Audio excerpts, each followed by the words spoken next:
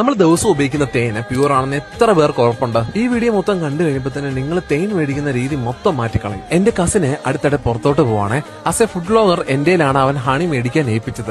സത്യം പറഞ്ഞു കഴിഞ്ഞാൽ ഒരുപാട് തിരക്കിന് ശേഷമാണ് ബോധനയില് ഇങ്ങനെ ഒരു ഹണി കിട്ടുന്നതായി ഞാൻ അറിഞ്ഞത്. ഞാൻ ഇവിടുന്ന് തേൻ പർച്ചേസ് ചെയ്യാൻ 3 കാരണങ്ങളുണ്ട്.